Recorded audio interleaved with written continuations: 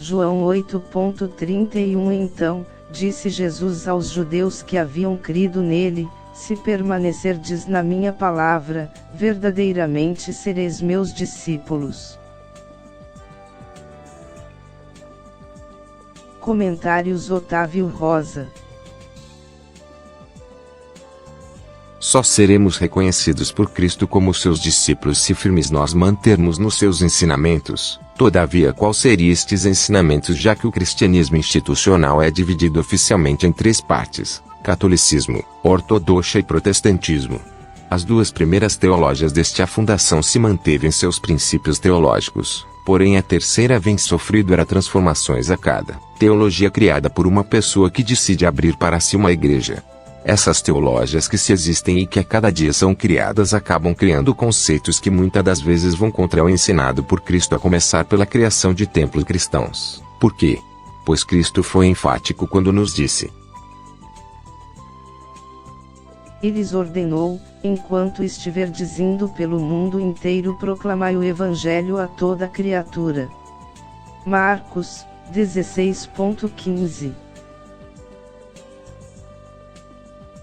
Um templo que é constituído de tijolos, telhas, cimento e areia não tem capacidade de sair pelo mundo afora e pregar o Evangelho de Cristo. Contudo, cada um de nós, como Igreja de Cristo, de forma orgânica, podemos pregar o Evangelho de Cristo. Além do fato que a constituição da Igreja como instituição religiosa não seguiu os princípios estabelecidos por Cristo praticado pela Igreja primitiva, que acabaram ficando de fora da formação da Igreja Católica, muito por ser pessoas com pouco estudo ou nenhum estudo, na sua maioria pobres, sem status ou representatividade na sociedade. Esses mesmos serviram como baseamento para a formação da nova igreja com seus relatos e testemunhos sobre a vivência como os discípulos dos apóstolos ou mesmo discípulos dos discípulos, mas que mantiveram o princípio básico do Evangelho de Cristo, mas agora com a formação de templos cristãos baseado nos ensinamentos de Cristo, outrora com características do politeísmo, religião romana existente na época, que muito se parece com o culto ecumênico que temos hoje.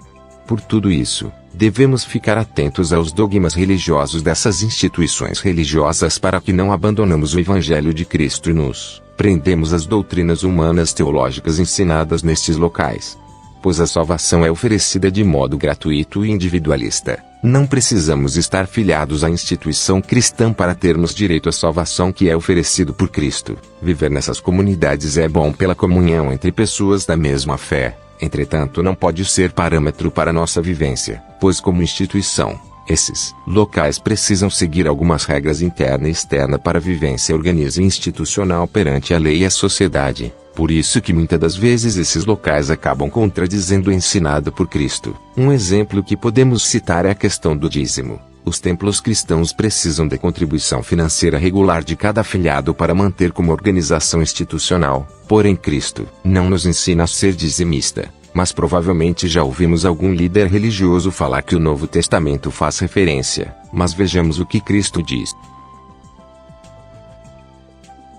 Ai de vós, doutores da lei e fariseus, hipócritas! Porque dais o dízimo da hortelã, do endro e do cominho, mas tendes descuidado dos preceitos mais importantes da lei, a justiça, a misericórdia e a fé. Deveis, sim, praticar estes preceitos, sem omitir aqueles. Mateus 23,23.